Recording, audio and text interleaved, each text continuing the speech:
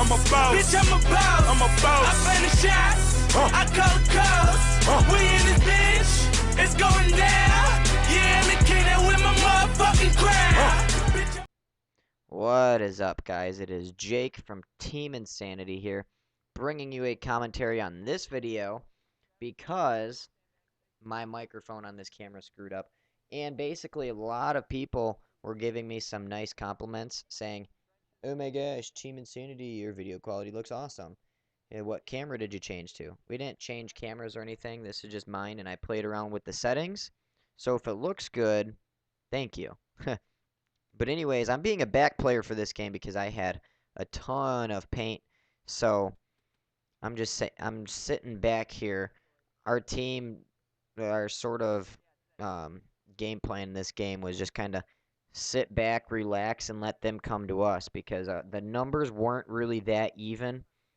They had a lot more players and a lot better players, and we had, I mean, it was Jacob, or yeah, it was Jacob, DJ, a few other people. Travis was on that team, and a few other people versus us.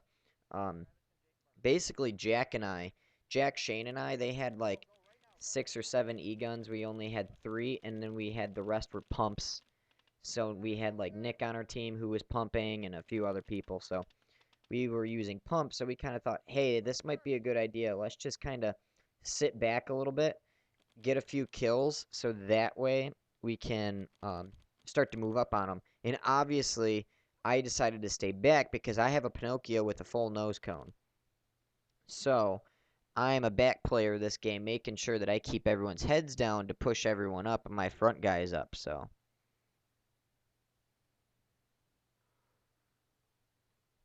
And I'm just sitting around waiting, watching Jack up front here, trying to make sure that Jack doesn't get hit. But there's a guy in this front 2 story, and that's who I kept on going and taking care of. That's who I kept on taking out. But eventually, I shoot one guy in this front trench thingy-mabobber that you see me shooting at, that front building. It's a really low trench system network, and it's really hard. I mean, it's not hard to get people out from there. But if they know how to play it, it kind of gets interesting. It really does. I'm kind of in a small area with a huge boner. I mean, hopper. But yeah, boner on the end of my hopper. So it's like, how in the world? It's hard snap shooting with them. They have a lot of windows, all that stuff. So they have a little bit more of an edge. And that's the guy walking off. And I'm letting Jack know, hey, by the way, that guy got domed in the face. You're all clear in the trenches. Make sure that you watch the right side. And then eventually, that's where I start trying to long ball the guy that's trying to fill that spot. Obviously, long balling doesn't work that often, so I just try not to do it. Shane's on my left side. Nick is back here with me, just sort of chilling, defending with me, making sure that we do some work. Normally, I'm not about that defending life. I'm really not. I don't like defending. I don't like sitting in the back. But like I said, we were outnumbered.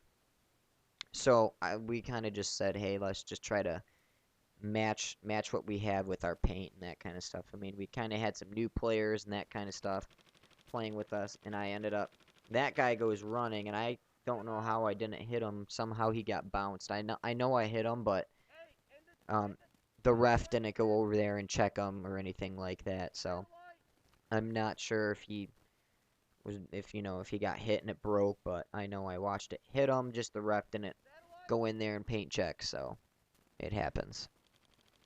And this is when DJ starts moving in the trenches where you see me start shooting over there. DJ starts moving on the right side trenches where Jack is at, and then they start moving up in the front side trenches, which is actually what we really wanted, except that's when Jack gets taken out.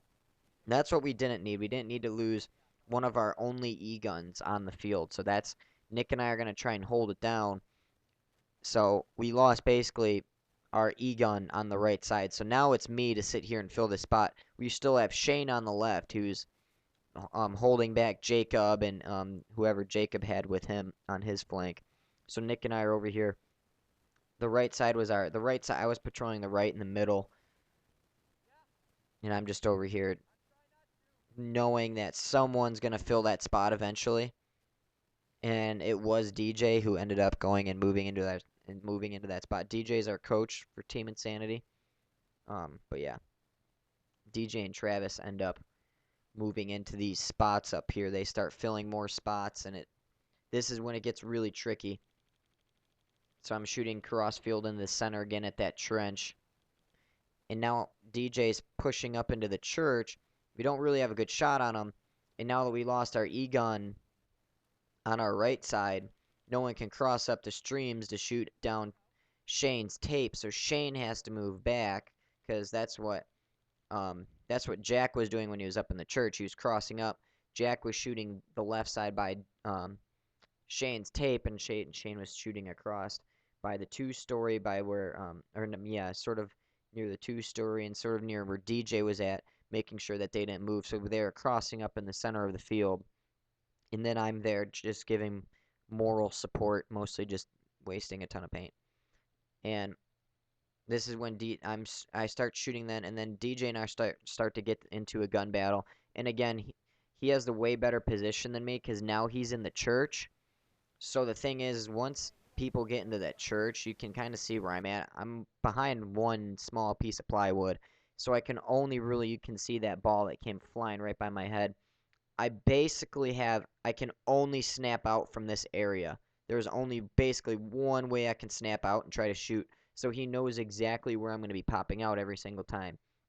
DJ has 3, 4 windows on the church that he can shoot out of to shoot at me. So he can pop up in any of the windows, and I have to kind of guess which window to shoot through, and he has a better shot on me. But I have a lot more paint than him, so it kind of comes down to, it gets really, really tricky, and I knew this was going to be hard. Nick and I are kind of really trying to hold this down. And again, I'm just over here.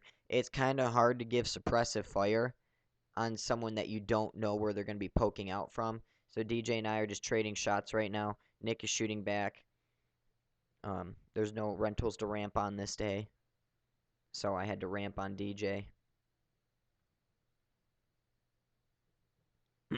And basically, yeah, this is us getting into a gunfight. I'm still trying to patrol down the middle because I still have to do my job. Just waiting for him to pop out of that window, but again, it's a guessing game. I don't know which one he's going to be coming out of.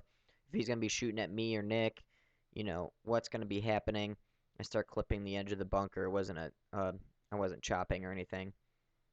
And I felt something come through the bottom of the board, and there is a very, very, very minuscule crack between the bottom of the board and the ground. I mean, it was, if I had to guess, it was probably a good 3-inch, 2-inch gap.